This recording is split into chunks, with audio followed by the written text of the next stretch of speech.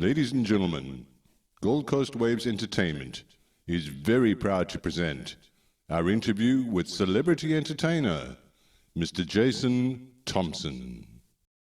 Good day, folks, and welcome to the Gold Coast Waves Entertainment. And today we have the absolute pleasure of interviewing celebrity Jason Thompson, comical impersonator, MC host, singer, and actor. How are you today, Jason? And welcome to our show. As I say, I'm supercalifragilistic. Wonderful. Espialidociously groovy. That's start off on a good note, right?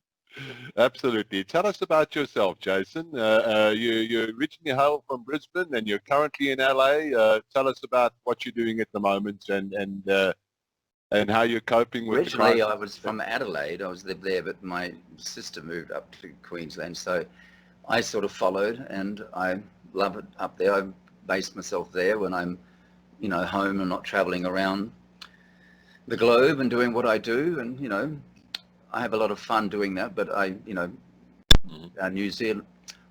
Queensland is my base at the moment, but I love traveling around and doing what I do. And I'm a comedian, and I'm a singer and an impersonator. I basically do a whole lot of different characters, and I do mainly for the corporate world and for high-end private parties, but I also do television and film, anything that comes up basically. So I do many different characters, and I also do myself. I'm a singer. Years ago in Australia, I used to sing on the Bert Newton show. I was contracted to do that. I've done lots of appearances back in Australia, but I was doing singing since I was a kid when I was in the choir. That was the equivalent to the Glee Club now they have it. I sang in the choir when I was about 12 years of age, and we were the little kids up in the balcony with the red robes and the white frilly collars, but we were all supposed to be like little angels, but we're all little shits sometimes, but I would sing there on a Saturday afternoon and get $2. So that's where I started performing, was in the choir. So I was one of the choir boys sort of thing. So that's where it started. But, living in Adelaide most of my life, I had to do whatever it was to survive as a performer, because I didn't like what was presented to me. So I created my own existence. So I was very good at mimicking. My father was a very good joke teller, and he would mimic all the characters. And, he'd say there was an Italian and there was a Greek and there was a Frenchman, you do those kind of jokes, and he'd do all the accents. And so I think that's where I got a lot of them from. And I started, doing the accents and being a bit of the clown and the court jester. And I'm still a court jester. The court jester is the only one who can make fun of the king without getting his head chopped off. So we state the obvious in the room through comedy, and we can get away with it because they're like puppets I use. And it's like, blame it on the puppet, not me. It's like, so whenever I can do the Queen, or I do Austin Powers, or I do Dame Edna, or I do Steve Irwin, whatever I'm doing, I'll use it as a medium to read the situation and the live performance that I'm doing. Because I don't follow scripts, I follow a running order, but I read the crowd. I don't know what I'm doing until I actually step on stage and feel the crowd, so to speak, Excellent. What are your best strategies for memorizing monologues? I don't do lots of monologues, except when I'm singing I'll do a mono. I have to learn the lines of a song, but I'm an improv artist. But I do to remember names and things, and I trigger things like from someone else I'll know. It's the same with lines, certain situations I'll remember. But what makes it easy to remember is feeling the storyline of the song, because that's what makes you put your soul into that same story, and that's what gives it life. So you do easily remember it if you actually are in alignment with that story. But if you're just still singing someone else's song and not feeling it, it's very hard to remember your lines. But But when I do improv, so I'll be situational comedy, which is a lot more fun because it's like the diamond in the record player. It's right there, it's not scripted. So, and people can feel that, and they go, oh my God, this is not scripted. So I'm I'm sort of like Robin Williams, a little bit like him. I'm very in the moment, and I have that all my life. They go, oh my God, you're like Robin Williams. I was actually in LA when he died at the time. It was very sad. I went up to the Comedy Store, which he performed many times. And I stood by his big picture, and of course I'm crying. I got interviewed on some television station too. I was like so upset, and I just thought it didn't make sense. So, but I get him a lot from people. They go, oh my God, you remind me of Robin Williams. So my purpose is in life as a performer is to remind people about the art of living and to free people from concern, and to, just make people realize that everybody's all so different, and to accept everybody, and that we're all here to have a purpose, because the purpose in life is to have a purpose and to flourish with that purpose, like the plant kingdom and the animal kingdom. So even though I use all my fun characters, someone might have their corporate mask on like you, and I'll go, oh, hello, possums, or hello, is Austin, baby, hello, baby. And I'm connecting with the person, but then they feel that and they go, oh my God, who are you? Because I'm still, even though I'm using the character, people know Dame Edna or Austin, they're all very open characters, like big kids that just say things like, once I was at a department store and some little kid said, Mummy, is that man having a baby like you? And he just had a beer gut. But I love that, how children just say the truth. So when I go into a room sometimes, it's fascinating because, like I said, I don't want to know, I don't even want to peek who's out there. I just come in and just go, oh, like, oh, look at your hair, and someone might have the girls out, and of course they're attention whores. So then, I've got them on a platter dress, just but I'll just go, oh, but I'll respond how I would have, as everybody else would, but I could actually go, oh, but I have to look right at the eye, I go, oh, you're looking very titillating tonight, baby, which has got nothing to do with that, but it's, it's funny that everybody else laughs because they've already been thinking about that. Or there might be some guys with huge big hair, but they obviously they're doing it for a statement, but they deep down love it. So I might turn around and go, oh, what's happening to your hair, man? It's like, as Austin, he can get away with that, right? And everybody else will laugh in the room because they've already been thinking about that guy's hair. Or someone's got the big kick-ass high heels, and you'll go, I might be like, oh, as the Queen, oh, I think you can sign checks with those shoes, dear. As the Queen, So you're stating the obvious in the room because everybody's seen the shoes, everybody's seen the hair, everybody's seen the girl with the platter dress, It's like, I mean, that's nothing to do with sexism. That's just how it is. And some people just want to, show themselves, and they need that validation. They need that, because a lot of people rely on people outside themselves to show them their beauty. So they have to do that, don't they? It's their currency. Did I say that? Absolutely. What would you say has been the best performance of your career so far? Oh God, there's heaps of them, really. I mean, it's like children. Which one is your favourite? I mean, I've hosted the Google's Christmas party in Sydney at the Sydney Cricket Ground. I did Sydney Cricket Ground, and I did the Singapore Grand Prix 4 times in a row. The nighttime race, the first nighttime race, which was amazing. So I was sharing the stage with Austin Powers with Shaka Khan. She's singing, I'm every woman.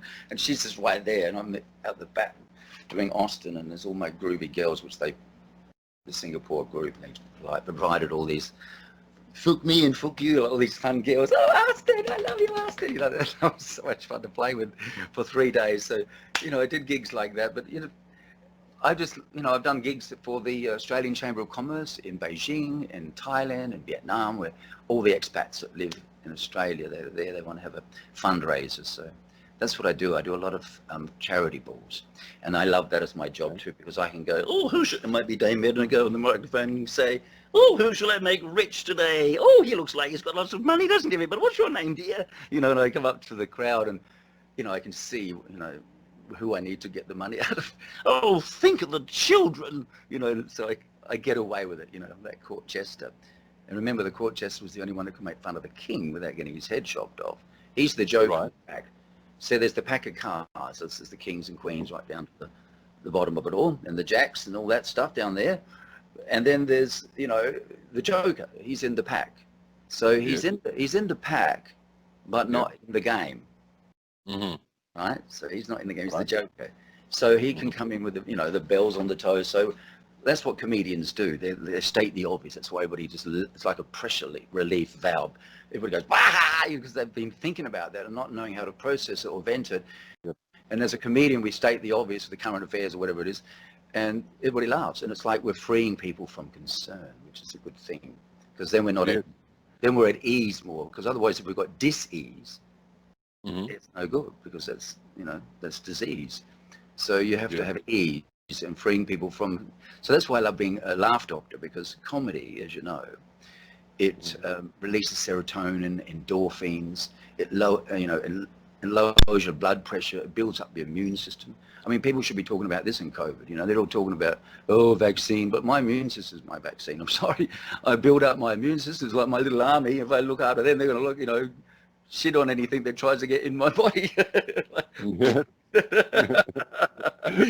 So, see, Yeah. like, now you're releasing serotonin. You're actually shooting up now. Like you're giving yourself a fix because you've got the receptors inside you. So when you get people happy, especially in these times where people are all like in America, they've lost 80 million have lost their jobs. You know, that's deeply pressed with unrealistic demands, isn't it?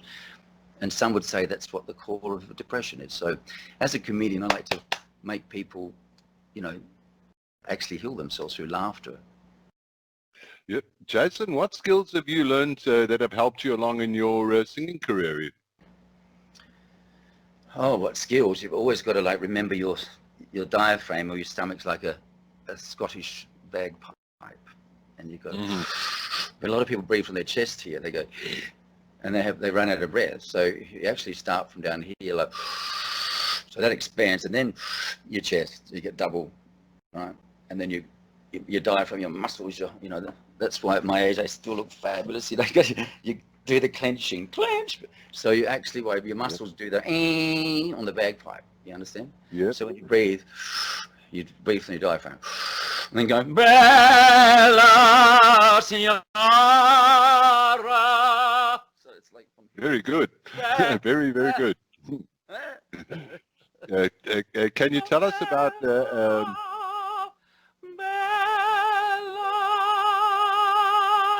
do it from that high falsetto too, but it's still the bagpipe. very good, very good. I enjoyed that very When much. you do. So if you want to learn singing, just do the breath work first. Yep.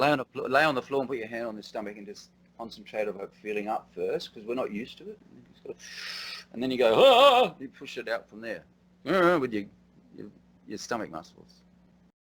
Wonderful. Excellent advice. Did that answer your question? It certainly did. And also, the other thing with singing is you've really, again, going back to what I was saying before, you've really got to believe the story, or better still, make your own stories, which, you know, I've got some projects coming up where I'm writing a song that's going to take place, because the Olympics is coming up, and it's no international unifying opening, closing ceremony. So I've got some lovely message song that I'm putting together from now until then. So that's going to be exciting. Speaking of your own songs, even though I've been doing covers for years, I'm like a crooner. I've done all the Frank Sinatra stuff and all those big band songs. I used to sing big band stuff on television in Australia, like Mac the Knife, with a big band behind me live. You can find it out there. Mac the Knife, Jason Thompson. Like, well, I've been singing my life. My parents put me through 2 years of private singing lessons. Right. I did voice production. I did a year of Vaughan Harvey's radio. I used to do all those voiceovers like, right now the celebrations continue, not only the new Campbelltown store, but all 6 Focus video stores. Top quality. I used to do all those old style. Or why do so many people? Well, I was, you know, taught by these old guys. There was a guy in Adelaide called Jeff Sunderland. He was like, this is Jeff Sunderland for Easy 5AA with a $5,000 cash call. He was like, excellent. I learned all these fun voices when I was a kid. So I went to the school of Vaughan Harvey. He read the news in Adelaide. So that was fun. That's how I got a bit of discipline. Oh, and I was a weird kid because I spent my pocket money on elocution lessons. Right. My parents thought, what? And I went to this, her name was Mrs. Winifred Whittle. It was an exercise in itself. Winifred Whittle.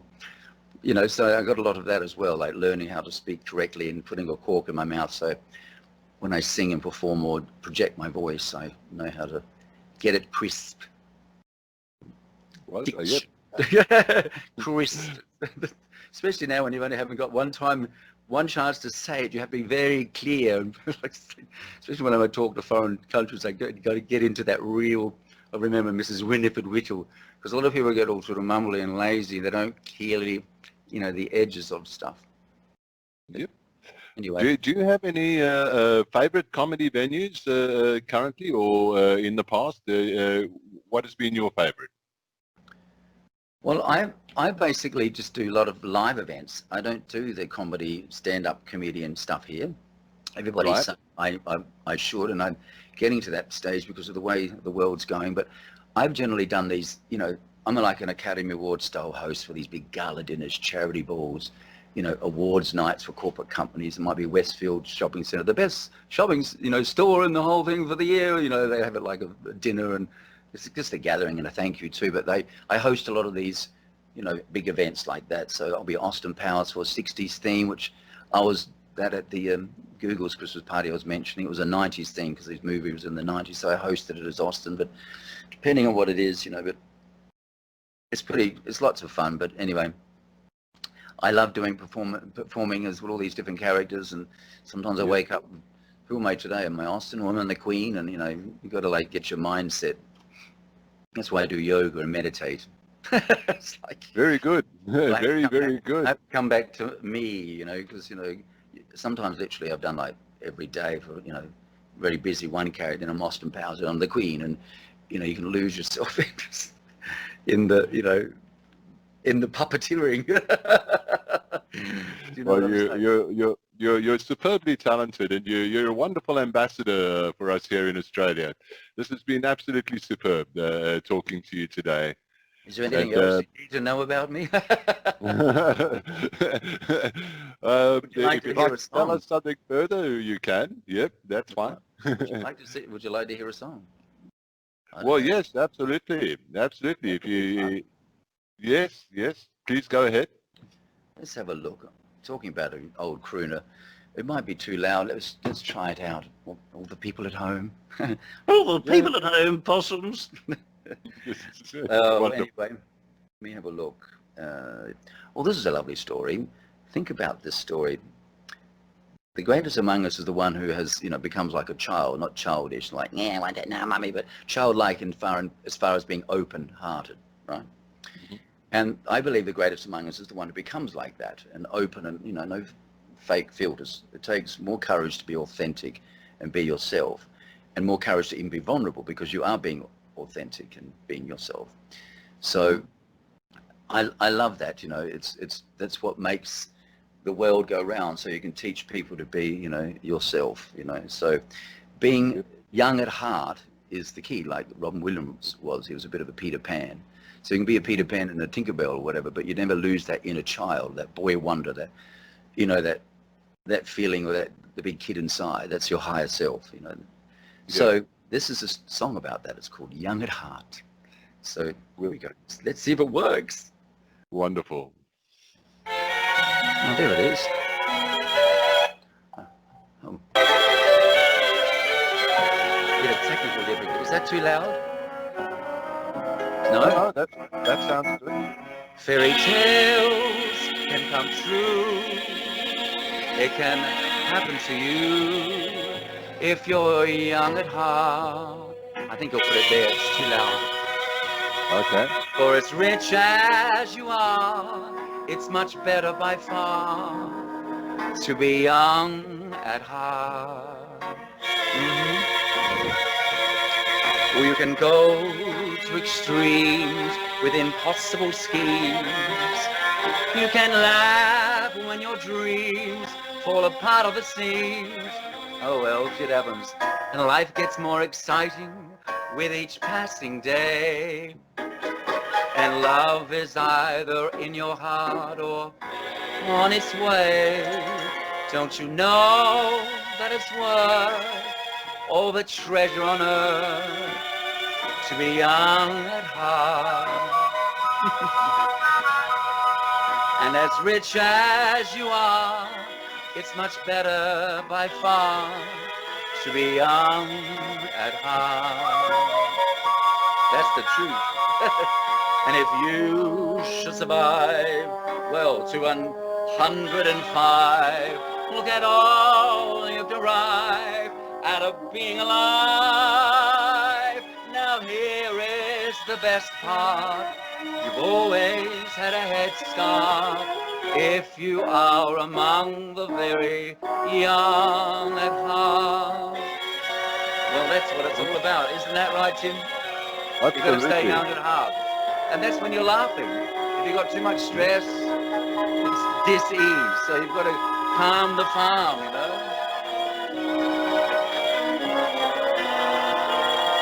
That's right. Here we go, this is a big finish. Super. And if you should survive to 105, look at all you've derived out of being alive. Now here is the best part. You had a head start if you are among the very young. The very young at heart.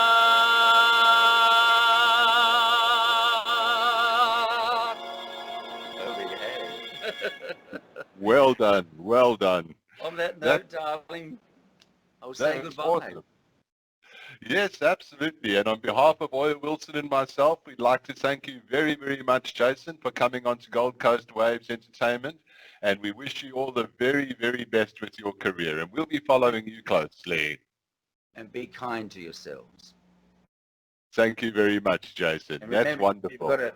You've got to put the oxygen on yourself first before you help someone else. Be kind to yourself. Like an aeroplane. Otherwise, you've got to help yourself. Otherwise, if you're faint, you're not going to be able to help your kid. So you've got to look after yourself. Absolutely. Cheerio. Wonderful advice. Thank you for coming on to our show. Instead of Ellen going, be kind to one another, be kind to yourself. Wonderful. This has been awesome.